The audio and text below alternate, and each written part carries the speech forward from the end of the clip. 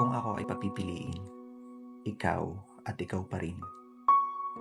Kung ako ay hihiling sa kalangitan at sa mga bituin, ikaw na aking buwan ang nais makasama at makapiling, lalo na sa madilim na landas na aking tutunguhin.